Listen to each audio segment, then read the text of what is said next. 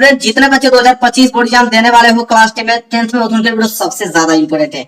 आज मैं आप लोगों को विज्ञान का एक वायरल पेपर बताने वाला हूँ, 824 IL। लिख लो, 100% ये पेपर आपके एग्जाम में छपने वाला है और सभी बच्चे 70 में 70 नंबर लेकर आओगे।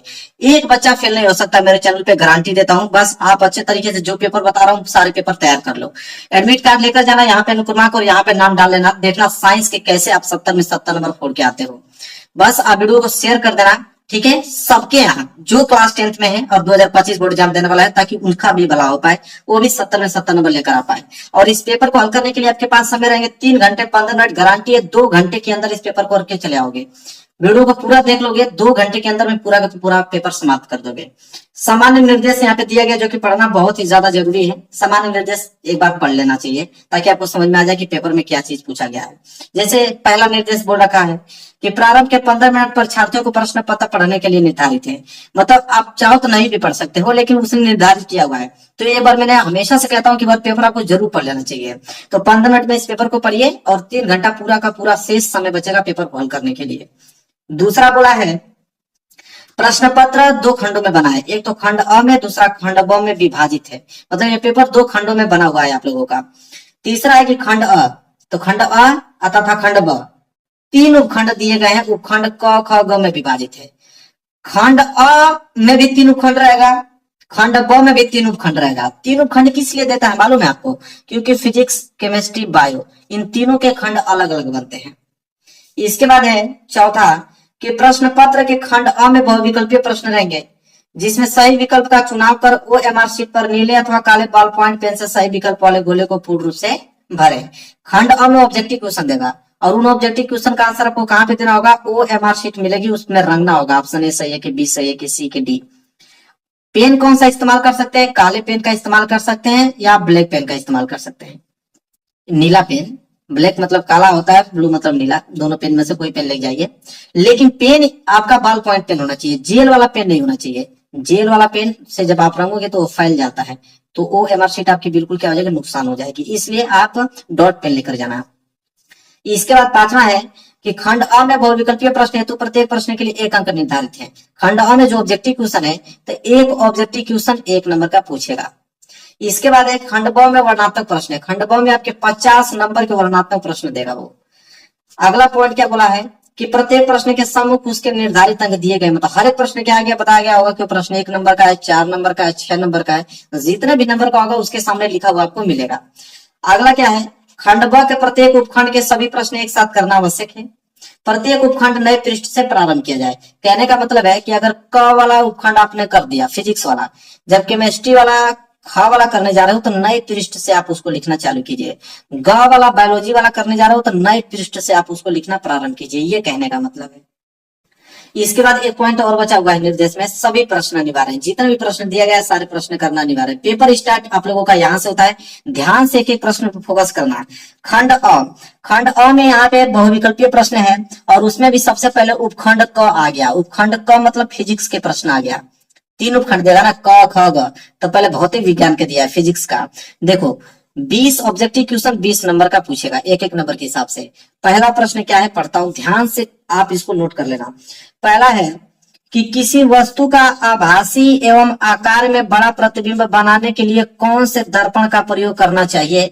आपको भी मालूम है कि किसी भी वस्तु का अगर आभासी और वस्तु से बड़ा प्रतिबिंब अगर आपको बनाना है तो कौन सा दर्पण का प्रयोग करोगे? तो वो है आप लोगों का अवतल दर्पण। बी वाला ऑप्शन जो है बिल्कुल राइट आंसर हो जाएगा। एक प्रश्न यहां से तैयार हो गया आप लोगों का, भूलिएगा मत।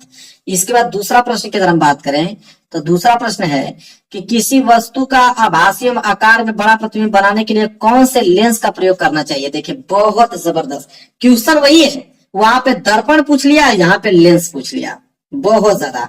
तो लेंस की अगर हम बात करें तो लेंस में उत्तल लेंस होता है और दर्पण में अवतल दर्पण होता है। देख लिए कितना इंपॉर्टेंट प्रश्न है, बहुत अच्छे से पेपर बना हुआ है, ठीक है। उत्तल लेंस, ए वाला ऑप्शन। चलिए आगे बढ़ेंगे और अगला प्रश्न तीसरा देखेंगे क्या है कि आकाश के नीले रंग दिखाई देने का कारण होता है। तो आकाश नीला दिखाई देता है, उसका कारण क्या है मालूम है आपको? वो प्रकीर्णन के कारण ऐसा होता है, प्रकीर्णन के कारण वो हमें क्या होता है, नीला दिखाई देता है। तो तीसरे का सी वाला ऑप्शन। आगे अगर हम बात करें वही चौथा प्रश्न है, तो प्रकाश की चाल अधिकतम होती है। तो प्रकाश की चाल अधिकतम किसमें होगी? जिसका अपवर्तनांक ज्यादा होगा। तो अपवर्तनांक हीरे का अपवर्तनांक सबसे ज्यादा होता है। तो आप चौथे का क्या कहोगे? यहाँ पे सी वाला पे जाओगे। लेकिन आपको यह भी मालूम नहीं है कि प्रकाश की चाल जो होता है वो निर्वात में अधिक होता है। क्योंकि मैंने एक बार कमेटी पोस्ट किया था, क्वेश्चन पूछने के सारे बच्चे हीरे दिए थे। तो प्रकाश की चाल अधिकतम होगा निर्वात में। क्योंकि निर्वात में इसलिए अधिकतम होगा क्योंकि वहां पे कण जो होता है निर्वात में दूर दूर होता है, और जब कण दूर दूर होगा तो प्रकाश को चलने में आसानी होगी, तो प्रकाश बहुत ही ज्यादा स्पीड से तेज जाएगा, उसको कोई रोकेगा ही नहीं, रास्ता पूरा साफ रहेगा। इसलिए निर्वात की बात करते हैं, प्रकाश की चाल अधिकतम होती है निर्वात में होती है। ठीक है, चलिए। अब बहुत सारे बच्चे हीरे में लगाकर गलती करते हैं, मिस्टेक नहीं करना आप लोगों का। अगर वही पूछे कि प्रकाश का अपवर्तनांक अधिकतम होता है तो किसका अपवर्तनांक अधिकतम होता है? तो हीरे का अपवर्तनांक अधिकतम होता है। उस तरह प्रश्न रहेगा तब हीरा लगाना। यहाँ पे प्रकाश की चाल की बात किया गया है कि प्रकाश की चाल अधिकतम होगी तो निर्वात में। चलिए फटाफट पांचवा प्रश्न देखिए क्या है। पांचवा प्रश्न है कि यदि तीन विभिन्न मानों के प्रतिरोधों को श्रेणी क्रम संयोजन में जोड़ा जाए तो उन सभी निश्चित रूप से एक ही मान होगा। ठीक है, अब मेरे प्यारे बच्चों ध्यान से सुनना। इसमें क्वेश्चन ये पूछा गया है कि अगर तीन प्रतिरोध है, यहाँ पे R1 मान लेता हूं, एक R2 मान लेता हूं, R3 मान लेता हूं। अगर तीनों प्रतिरोधों को अगर हम श्रेणी क्रम में जोड़ देते हैं, किसमें? देखिए श्रेणी क्रम में जोड़ देंगे तो तीनों प्रतिरोधों को जब हम श्रेणी क्रम में जोड़ेंगे तो किसका मान तीनों में समान होगा? तो विद्युत धारा का, I का मान जो होता है तीनों में समान बहेगा। तो वही पूछा है कि यदि तीन विभिन्न मानों के प्रतिरोधों को श्रेणी क्रम संयोजन में जोड़ा जाए तो उन सभी निश्चित रूप से एक ही मान होगा। तो क्या होगा? प्रत्येक प्रतिरोध में प्रवाहित होने वाले विद्युत धारा का मान तीनों में क्या होगी? समान होगी। तो सी वाला ऑप्शन जो है बिल्कुल राइट आंसर हो जाएगा। वही अगर हम बात करें क्वेश्चन नंबर 6, क्वेश्चन नंबर 6 है कि किसी विद्युत परिपथ में किसी प्रतिरोध के सिरों के बीच विभवांतर की इकाई होती है। तो विभवांतर की इकाई किसमें होती है? आपको मालूम है कि वोल्ट। किसमें नापते हैं उसको? वोल्ट में नापते हैं। सी वाला ऑप्शन जो है बिल्कुल राइट आंसर हो जाएगा। चलिए आगे बढ़ेंगे तो सातवां प्रश्न क्या पूछा गया उसको थोड़ा ध्यान रख लेते हैं। एक चुंबकीय क्षेत्र में क्षेत्र के लंबवत स्थित विद्युत धारावाही चालक पर लगने वाले बल की दिशा होती है। तो बल की दिशा कैसी होती है? आपको मालूम है कि लंबवत होती है। इन दोनों दिशाओं की क्या होगी? लंबवत होगी। इसलिए सी वाला ऑप्शन क्या है? सी वाला ऑप्शन जो है बिल्कुल राइट आंसर हो जाएगा। तो एक चुंबकीय क्षेत्र में क्षेत्र की लंबवत स्थित विद्युत धारावाही चालक पर लगने वाले बल की दिशा कैसी होगी? तो इन दोनों दिशाओं के लंबवत ही होगी। इतना बात आप अच्छे तरीके से याद रखना। चलिए बढ़ेंगे प्रश्न नंबर 7वां कंप्लीट 8वें की तरफ। प्रश्न नंबर 8वां स्टार्ट होने से पहले स्टार्ट हो गया उपखंड ख। उपखंड ख मतलब आपके केमिस्ट्री के प्रश्न, यहाँ से स्टार्ट होंगे आपके केमिस्ट्री के प्रश्न। और 8वां प्रश्न यहाँ से स्टार्ट होता है। एल्केन का सामान्य सूत्र है। अब ये तो सबको मालूम होगा कि एल्केन का सामान्य सूत्र है CnS2n+2। बी वाला ऑप्शन जो है बिल्कुल राइट आंसर हो जाएगा। चलिए प्रश्न नंबर 9 देख लेते हैं। प्रश्न नंबर 9 है कि निम्नलिखित में समजातीय श्रेणी है। अब समजातीय श्रेणी पूछ लिया देखिए, और यहाँ पे आपको 4 ऑप्शन दिया हुआ है। इसके बाद बोला उपयुक्त के संदर्भ में सही विकल्प बताइए। मेन ऑप्शन आप लोगों का यह वाला है कि कौन सा सही होगा इसमें से। ठीक है, तो समजातीय श्रेणी के अंदर में देखिए पहली बात तो C2H4 और C3H6 ये तो आता है। इसके बाद ये वाला भी आता है HCHO और CH3CHO सी वाला। तो यहाँ पे आप लोगों का पहला और तीसरा सही है। तो पहला दूसरा ये नहीं होगा, पहला तीसरा देखिए डी वाला ऑप्शन जो है बिल्कुल राइट आंसर हो जाएगा, क्योंकि दोनों ही समझाते श्रेणी के अंतर्गत आते हैं, पहला वाला तीसरा वाला भी। इसलिए डी वाला ऑप्शन जो होगा बिल्कुल राइट आंसर होगा। ऐसे आप लोगों को करना है। आगे बढ़ेंगे प्रश्न नंबर 10वां देखिए क्या है कि निम्नलिखित में से कौन सी धातु ठंडे जल के साथ हाइड्रोजन गैस बनाती है। तो इसमें से कौन सी ऐसी धातु है कि ठंडे जल के साथ अगर मिला दूं तो क्या बना देगी? आप लोगों का हाइड्रोजन गैस बनाएगी। तो आप लोगों का क्या है? पोटेशियम। क्या है?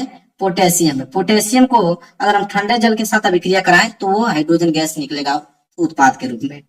इसके बाद 11वां प्रश्न देखिए क्या है कि शून्य पीएच वाला विलयन होता है। अब मेरे प्यारों बच्चों शून्य पीएच वाला विलयन कैसा होता है आप बताइए। तो शून्य पीएच वाला विलयन जो होता है अम्लीय होता है। इस बात को आप अच्छे तरीके से याद करना। क्या होता है? अम्लीय होता है। क्योंकि आपको मालूम है कि 7 तो उदासीन होता है, 7 से अधिक क्षारीय होता है, तो 7 से जितने भी कम शून्य तक होंगे वो अम्लीय के अंतर्गत आएंगे, पहला वाला ऑप्शन। इसके बाद देखिए प्रश्न नंबर 12 क्या है, सूर्य के प्रकाश एवं पर्णहरित की उपस्थिति में कार्बन डाइऑक्साइड और जल के संयोजन से निम्नलिखित में से कौन सा यौगिक बनता है। तो यहाँ पे कौन सा यौगिक बनेगा, सभी के मिश्रण करने से आपको मालूम है ग्लूकोज का निर्माण होता है, क्योंकि पौधे जब अपना भोजन बनाते हैं तो सूर्य का प्रकाश भी चाहिए, पर्णहरित की उपस्थिति में वो कार्बन डाइऑक्साइड और जल के साथ अभिक्रिया करके ग्लूकोज बनाते हैं। क्या बनाते हैं, ग्लूकोज। ए वाला ऑप्शन जो है बिल्कुल राइट आंसर हो जाएगा। चलिए अगला प्रश्न देखते हैं, प्रश्न नंबर 13। देखिए प्रश्न नंबर 13 क्या है कि निम्नलिखित रासायनिक समीकरण को पूर्ण करने में कौन सा यौगिक प्रयुक्त होता है। अब यहाँ से देखिए ध्यान से आप लोगों को कौन सा यौगिक इसमें भरना है। जैसे यहाँ पे बोला है CH3COONA, ठीक है, यहाँ प्लस यहाँ पे छोड़ा है, यही भरना है, ठीक है। इधर दिया CH4 प्लस Na2CO3। अब यहां से इसमें क्या भरा जाएगा, यह क्वेश्चन में पूछा गया है। ध्यान से देखिए, यहां पे आप लोगों को देखेंगे ध्यान से तो आपको समझ में आएगा। यहां से देखिए Na यहाँ पे एक बार है, लेकिन यहाँ Na 2 बार है, तो यहाँ सिर्फ एक बार प्रयोग किया गया है, यहाँ 2 बार प्रयोग किया गया है, तो एक Na तो यहाँ पूरा होगा, तो एक Na तो मैं यहाँ पे लिख दूंगा। इसके बाद देखिए ऑक्सीजन कितना है, 1 2 2 ऑक्सीजन यहाँ पे है, लेकिन ऑक्सीजन यहाँ पे 3 है, तो एक ऑक्सीजन चाहिए, तो एक ऑक्सीजन यहाँ लिख दूंगा। हाइड्रोजन यहाँ पे 4 है, हाइड्रोजन यहाँ पे 3 है, तो एक हाइड्रोजन भी यहाँ पे लिख दूंगा, मतलब NaOH भरा जाएगा, बी वाला ऑप्शन। देखिए कितना सिंपल है, बस समझने का फेर है। इसके बाद आप लोगों का उपखंड ग, और उपखंड ग में आप लोगों के किसके प्रश्न रहेंगे, बायोलॉजी के प्रश्न रहेंगे, बायो के प्रश्न पूछे जाएंगे। यहाँ से क्वेश्चन नंबर 14 देखिए क्या है, पौधों में फ्लोएम का कार्य होता है। मैंने एक बात आप लोगों को बताया था जाइलम और फ्लोएम में। फ्लोएम में मैंने एक ट्रिक बताया था, फ्लो मतलब फूड, फ्लो मतलब एफ मतलब फूड, फूड मतलब भोजन का वहन करने में। किसका भोजन करने में, भोजन का वहन करने में होता है, जिसे भोजन को हम खाद भी बोलते हैं, तो इसलिए खाद्य पदार्थों का स्थानांतरण करने में, ठीक है। तो यहाँ पे सी वाला ऑप्शन जो होगा बिल्कुल राइट आंसर हो जाएगा। जाइलम रहता है तो जल का वहन करने में हो जाता है, ठीक है। इसी तरह प्रश्न नंबर 15, मनुष्य में पाचन की शुरुआत किस अंग से होती है। अब मेरे प्यारे बच्चों, मनुष्य में पाचन की शुरुआत किस अंग से होती है, तो मुख से। जैसे मुंह में डालते हैं वहीं से पाचन की क्रिया यहाँ से स्टार्ट हो जाती है, तो मुख से होती है। आगे बढ़ेंगे, प्रश्न नंबर 16 देखिए क्या है, निम्नलिखित में से कौन सा एक पादप हार्मोन है, मतलब पादप मतलब पौधों का हार्मोन इसमें से कौन है, तो वो है आप लोगों का जिब्रेलिन। क्या है, जिब्रेलिन। बी वाला ऑप्शन जो है बिल्कुल राइट आंसर हो जाएगा। आगे बढ़े फटाफट, आगे देखेंगे प्रश्न नंबर 17 क्या है, वृद्धि हार्मोन स्रावित होता है। तो वृद्धि हार्मोन स्रावित होता है तो पिट्यूटरी में, किसमें, पिट्यूटरी, जिसे पीयूष ग्रंथि के नाम से भी हम लोग जानते हैं, तो बी वाला ऑप्शन जो होगा बिल्कुल राइट आंसर हो जाएगा कि वृद्धि हार्मोन स्रावित होता है पिट्यूटरी, पीयूष ग्रंथि से। आगे देखेंगे प्रश्न नंबर 18, निम्नलिखित में से कौन सा पराग कोष के अंदर बनता है। तो पराग कोष के अंदर क्या बनेगा, पराग के कण ही तो बनते हैं, और क्या बनेंगे, बी वाला ऑप्शन जो है बिल्कुल राइट आंसर हो जाएगा। तो पराग कोष के अंदर बनता है पराग के कण। चलिए आगे देखेंगे प्रश्न नंबर 19। देखिए प्रश्न नंबर 19 क्या है, पुष्प का जनन अंग है। तो पुष्प का जनन अंग जायांग होता है। क्या, जायांग। सी वाला ऑप्शन जो है बिल्कुल राइट आंसर हो जाएगा। इतने सिंपल सिंपल प्रश्न है। 20वां है, वायुमंडल की ओजोन परत पृथ्वी को बचाती है। तो वायुमंडल की जो ओजोन परत होती है वो पृथ्वी को किससे बचाती है, तो पैरावैगनी यूवी किरणों से बताती है, पैरावैगनी किरणों से। तो यहाँ बी वाला ऑप्शन जो है बिल्कुल राइट आंसर हो जाएगा। तो 20 ऑब्जेक्टिव क्वेश्चन खंड अ का खत्म। यहाँ से खंड ब स्टार्ट हो गया। खंड ब में वर्णात्मक प्रश्न है, वो भी कितने नंबर का, 50 नंबर का। उसमें भी सबसे पहले उपखंड क, उपखंड मतलब फिजिक्स के प्रश्न। एक भी प्रश्न छोड़ना मत, बता देता हूँ आप लोगों को, पूरा 70 में 70 नंबर चाहिए। तो प्रश्न 21 क्या है, निकालिए। एक मोटर बाइक पर पीछे से आ रहे किसी अन्य वाहन को देखने के लिए 4 मीटर वक्रता त्रिज्या वाला एक उत्तल दर्पण लगा है। बाइक से पीछे आ रहे एक वाहन की जिसकी दूरी मोटर बाइक से किसी 8 मीटर है, किसी समय 8 मीटर है, तो गणना करके बताइए कि उसकी प्रतिबिंब दर्पण से कितनी दूरी पर कहाँ बनेगा। बी का वैल्यू पूछ लिया। लो भाई, यहाँ पे आप लोग आराम से दर्पण सूत्र लगा देना, 1/a बराबर 1/b प्लस 1/u। 4 नंबर यहाँ से ले जाओ। इतना ज्यादा सिंपल है, 4 नंबर यहाँ से बिल्कुल पक्के हैं आपके। प्रश्न छूटना नहीं चाहिए, बता देता हूँ, एक प्रश्न छोड़ना मत। 22वां प्रश्न क्या है, ये भी न्यूमेरिकल से ही है। निकट दृष्टि दोष से, मतलब मानव नेत्र से यह न्यूमेरिकल लिया गया है कि निकट दृष्टि दोष से पीड़ित एक व्यक्ति अधिक से अधिक कितना, 80 मीटर की दूरी तक ही देख सकता है। गणना कीजिए कि सही दृष्टि के लिए अर्थात अनंत दूरी तक वस्तु देख सकने के लिए उसे किस प्रकृति तथा किस फोकस दूरी लेंस का प्रयोग करना चाहिए। आपको मालूम है कि लेंस का सूत्र आप लोग जानते हैं, 1/f बराबर 1/b, प्लस की जगह क्या हो जाएगा, वहां पे माइनस हो जाएगा, -1/u होता है। वहां पे फॉर्मूला लगाइए, 22वां प्रश्न भी 4 नंबर क्लियर हो गया। तो दोनों ही प्रश्न है, ये दर्पण सूत्र पे है, लेंस सूत्र पे लगेगा, 4 नंबर आप लोगों के क्लियर हो गए। 23वां प्रश्न देखिए क्या है। 23वां है कि फ्लेमिंग के बाएं हाथ का नियम लिखिए। आपको मालूम होगा फ्लेमिंग के बाएं हाथ, बहुत बार पढ़ा चुका हूँ। फ्लेमिंग के बाएं हाथ का नियम लिखिए। चुंबकीय क्षेत्र में रखे विद्युत धारावाही चालक पर लगने वाले बल किन किन कारकों पर निर्भर करते हैं। बिल्कुल सिंपल, 4 नंबर, ये भी फ्री के ही है। 24वां प्रश्न क्या है, घरेलू विद्युत परिपथ की व्यवस्था के चित्र बनाकर स्पष्ट रूप से समझाइए। तो घरेलू विद्युत परिपथ, जब घरों में जो विद्युत परिपथ लगा होता है उसको चित्र बनाकर स्पष्ट करना, 6 नंबर दिया जाएगा। नहीं करना चाहते हो कोई बात नहीं, प्रश्न और दिया गया है अथवा करके। देखिए अथवा करके एक प्रश्न और दिया गया है कि दिए गए परिपथ में, ये जो परिपथ आप देख रहे हो, दिए गए परिपथ में सबसे पहली बात तो कुल प्रतिरोध बताइए, टोटल प्रतिरोध कितना होगा। सेल से प्रवाहित धारा भी आपको बताना कि सेल से कितनी प्रवाहित धारा बह रही है। इसके बाद तीसरा है कि 0.8 ओम, 0.8 ओम प्रतिरोध के सिरों पर विभवांतर की गणना करना है, कितना विभवांतर है। ठीक है, तो इसको कर लीजिए। तो दोनों में से कोई एक ही आपको करना है। ठीक है, चलिए यहाँ पे 2 प्रतिरोध है, जैसे 6 ओम और 2 ओम प्रतिरोध किस क्रम में जुड़े हुए हैं, यहाँ पे समांतर क्रम में जुड़े हुए हैं। इसके बाद फिर आप लोगों का इसको हल कर देना, समांतर सूत्र लगा के फिर श्रेणी क्रम में हल कर देना, हो गया। इसके बाद खंड ख, उपखंड ख यहाँ से स्टार्ट हो गया। उपखंड किसके, बायो के पर केमिस्ट्री के प्रश्न। उपखंड में केमिस्ट्री के प्रश्न देखिए, इसमें आपको देखो पहले दे दिया संतुलित करने के लिए, कितना सिंपल है। 25वां, निम्नलिखित अभिक्रियाओं के लिए संतुलित समीकरण लिखिए। अब संतुलित समीकरण नहीं कर पाओगे, 4 प्रश्न है, पूरा का पूरा प्रश्न ही करवा चुका हूं मैं। कैल्शियम हाइड्रोक्साइड में कार्बन डाइऑक्साइड मिलाने पर कैल्शियम कार्बोनेट और जल बनता है, कितनी बार प्रश्न करा चुका हूं बताइए। फिर देखिए बेरियम क्लोराइड में पोटेशियम सल्फेट मिलाने से बेरियम सल्फेट और पोटेशियम क्लोराइड बनता है। तीसरा है कि जिंक और सल्फ्यूरिक अम्ल मिलाने से जिंक सल्फेट और हाइड्रोजन बनता है। चौथा है कि सिल्वर नाइट्रेट और जिंक क्लोराइड मिलाने से सिल्वर क्लोराइड और जिंक नाइट्रेट बनता है। चारों ही सिंपल, चारों करा चुका हूँ, क्वेश्चन बैंक में भी मिल जाएगा आप लोगों को, इतना ज्यादा सिंपल है। 4 नंबर ले जाइए भैया फ्री के। 26, निम्नलिखित का कारण समझाइए। अब कारण बताना है, 4 नंबर के लिए है।